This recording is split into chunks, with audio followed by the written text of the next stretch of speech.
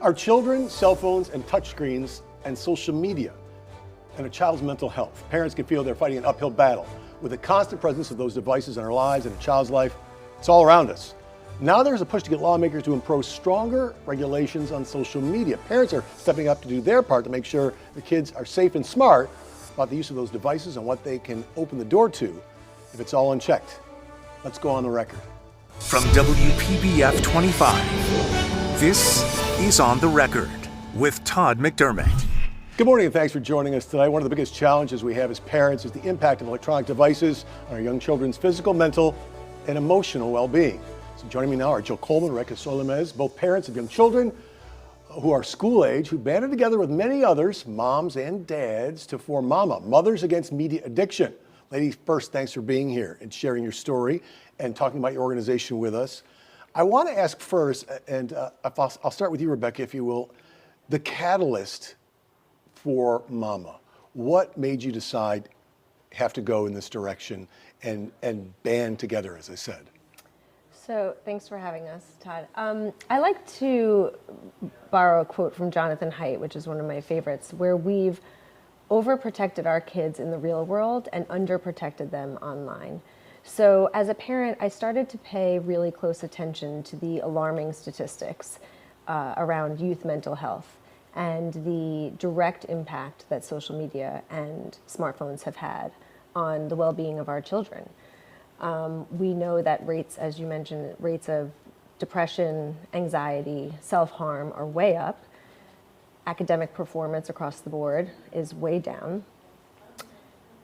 Suicide is now the second leading cause of death in children ages 10 to 14. That's more than any type of cancer combined for that age group. Tens of thousands of kids are victims of sextortion, which is blackmailing using sexually explicit photos and videos. And I mentioned it, it's social media and devices that open the door to all of this. Jill, in your own experience, did you look at your own daughters and say, I have to do something besides just in my own home? Absolutely. Because if you operate just on your own, your kids could actually get bullied because of it. So we needed to work together as a community and as a school. So we banded together with some other parents first at the Green School, trying to bring some education in for all of us to understand what we could do better and create some norms. And then we joined MAMA and started running Palm Beach County so we can expand out through to cover our whole county and where our kids are playing sports and doing gymnastics with other kids, just to make it safer for our kids online. There's so much pressure on children, though, to have a cell phone, right? And to be on social media. Rebecca, I mean, kids want it because they know somebody else who has it. So it's a new pressure that we didn't experience. Exactly, and no one wants their kid to be the only one who is left out. And there is definitely peer pressure among parents as well.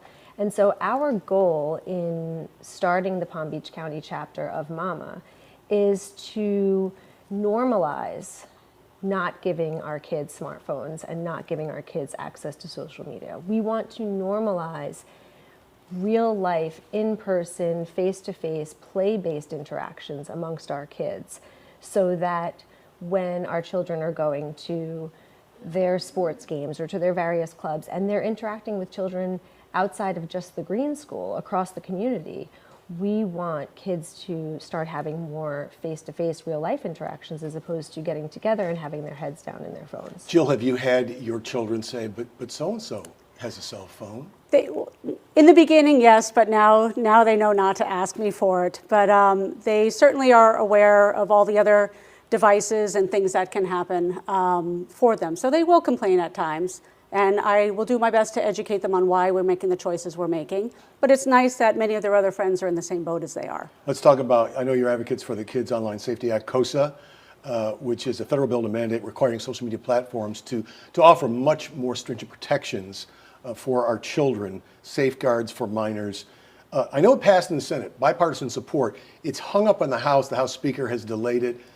Do you have an idea where it stands or what the holdup might be? That's exactly, so it passed 91-3 in the Senate, which is almost unheard of these days. It's wildly popular. It unfortunately did get held up in the House, and with the end of last year's administration. So we absolutely have to get bills like this passed. It's a good bill. It's a great piece of legislation. The last time Congress passed a bill to make kids safer on the internet was in 1998. It's a So that whole was different before world then. Whole different iPhones, world. that was before Instagram, that was before Twitter. It's a completely different world now. And not only on the national level, but on the state level, Jill and I have met with Representative Toby Overdorf in the Florida House of Representatives to get a bill passed to completely ban smartphones in schools in Florida from bell to bell. Not just in the classroom, because I know Right. there's some districts who do that, but Exactly. the phones are still in the school. Absolutely. That was a good starting point piece of legislation. This would take it a step further to really take it, that's just during instructional time within the classrooms. This would be from bell to bell. And you're seeing this happen in lots of schools across the country. All right, Jill, let's talk about Mama. Okay. Somebody hears this today and says, I want to be involved. How do they get involved? So you first can go to joinmama.org and let them know that you want to be involved, and they'll send you to us. You can also follow us on Facebook and Instagram, of course, social media platforms here in Palm Beach Counties for adults. And we hold events and meetings and all sorts of things to do a lot of parent education and to bring people together. All right. Rebecca, Jill, that's it. Thank you for your time. Thank you for your work. Again, the organization is MAMA, Mothers Against Social Media Addiction. Thanks so much for joining us today for On the Record. Thank you. Thank Tara, you. for having Really us. appreciate it. Still ahead, it's not just parents. Doctors are also taking a closer look at the impact of screen time on our kids. We'll talk with a pediatrician about what you as parents need to be aware of when it comes to your child's mental health and happiness.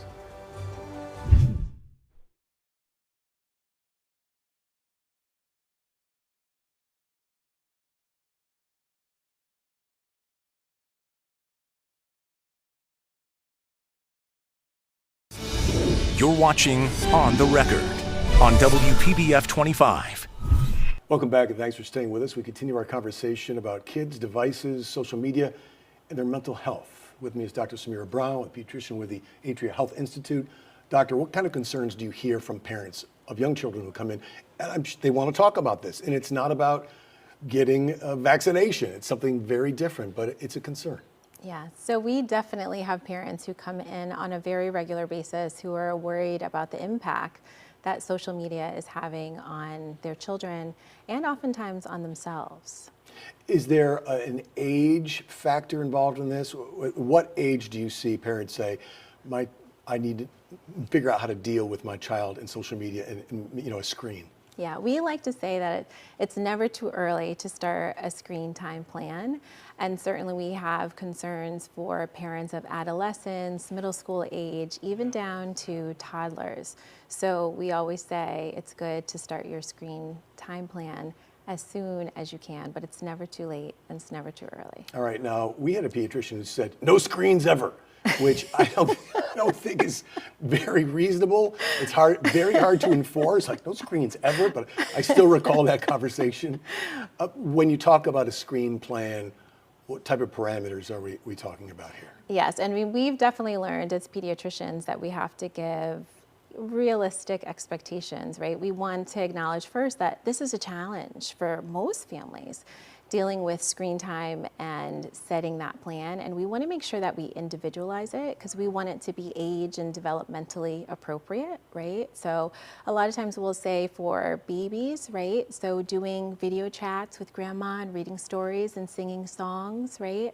But certainly once we get to 8 to 12, we know that they're consuming almost 4 to 6 hours of screen time in a day. Once they get to teens, it's close to 9 hours. So we really want you to focus on not just the amount of time that they're on screens, but also the quality of that screen time, right? So are they learning to code a video game? Are they learning to play a song on there? That's very different than what someone would say is just mindless scrolling. Yes, as adults call it doom scrolling. It's just how long can I scroll for until I fall asleep, or there's something else, some other stimuli that can be part of my life.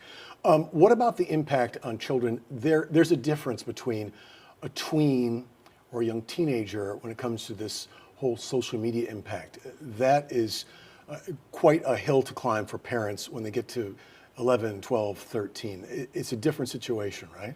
Absolutely. So a lot of times there are so many potential harms that sometimes parents aren't thinking about before they really open that box, right? So there can be cyberbullying. Unfortunately, there can be predators online.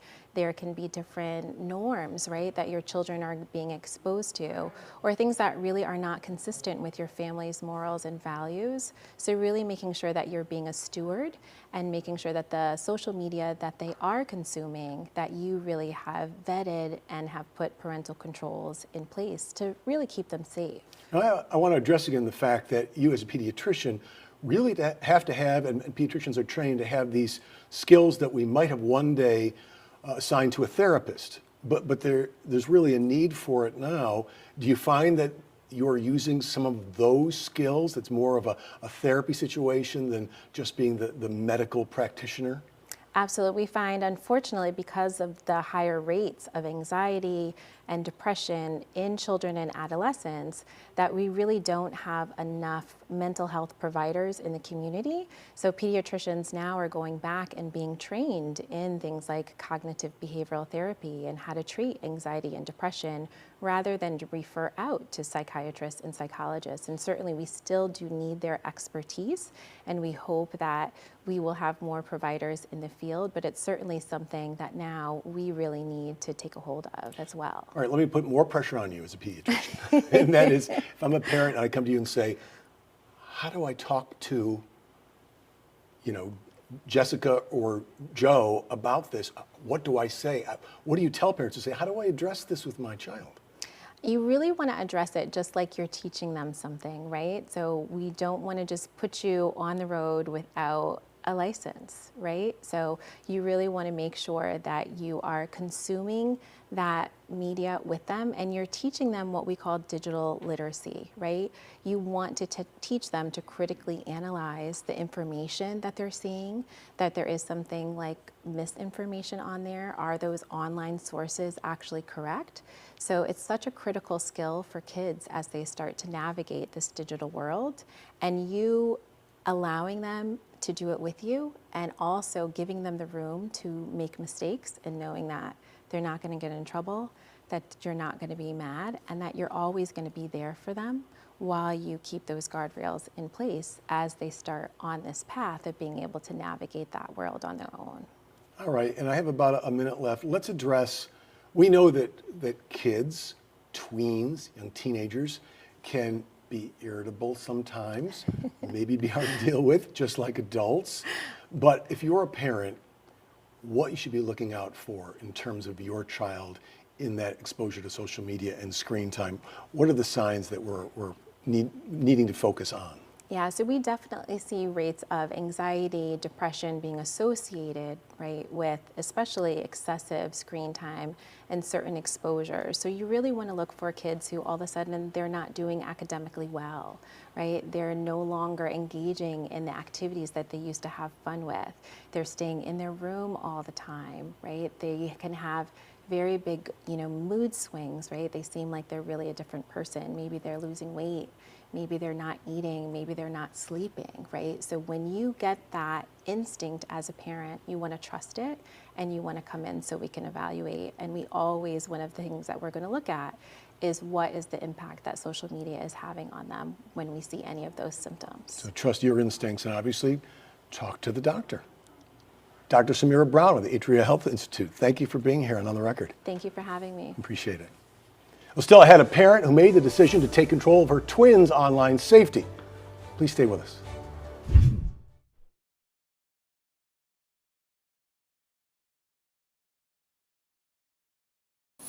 Welcome back. I'm now joined by Jessica Pandiris. Thank you for being here and on the record. I know you have twins in the second grade. I know you're involved in Mama as well.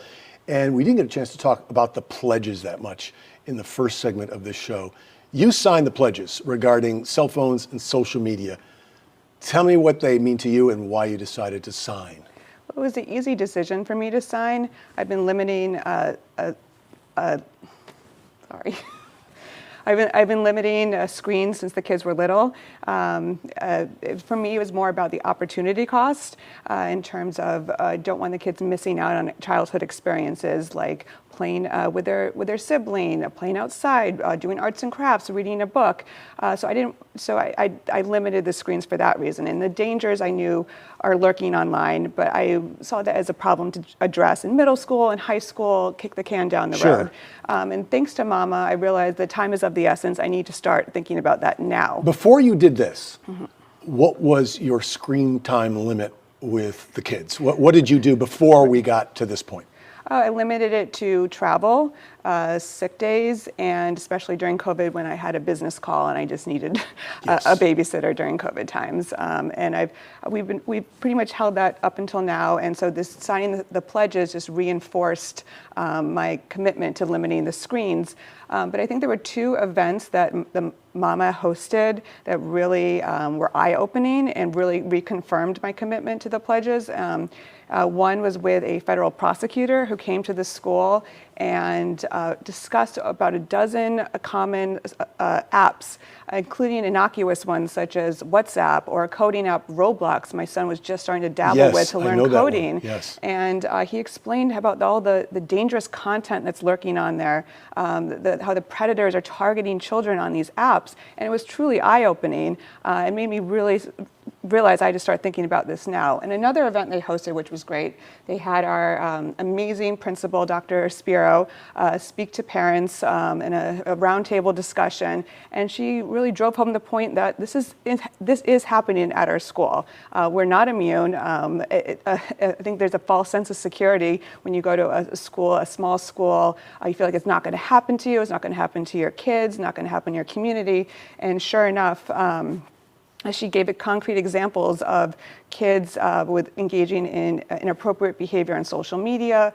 She gave examples of bullying and happening in the younger grades. So again, really eye-opening and solidified my interest in signing the pledges. It's not just that middle school, high school parameter at this point. It can be much younger.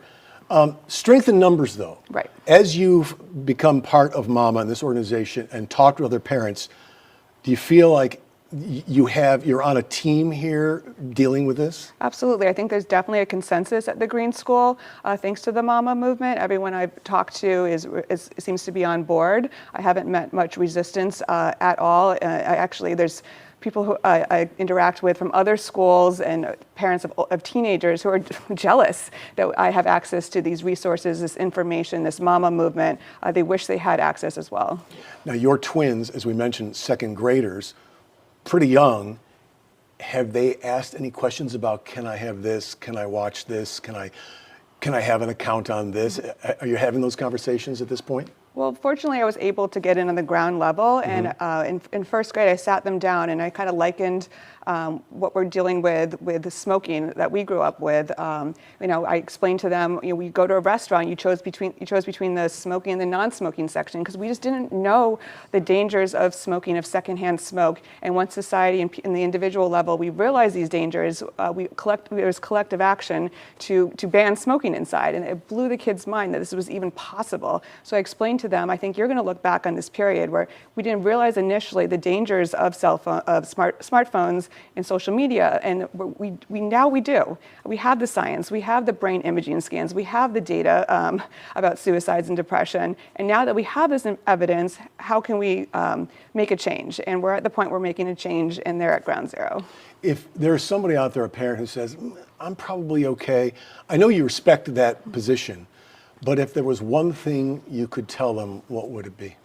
I would just say, access the resources that are available to you to understand what the potential dangers are. I mean, I certainly think that the Anxious Generation book by Jonathan Haidt is a must-read for any parent. There's other resources as well. The Mama newsletter has linked to a podcast called Scrolling to Death, which is also supplemental information about the dangers lurking online.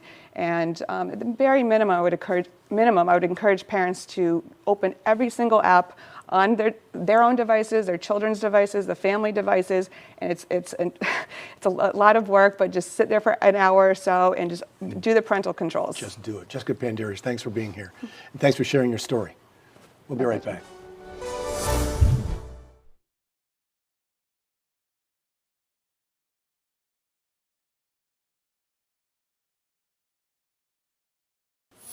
Thank you, as always, for making this part of your morning. And we encourage you to be part of our discussion each and every Sunday right here at 10 a.m.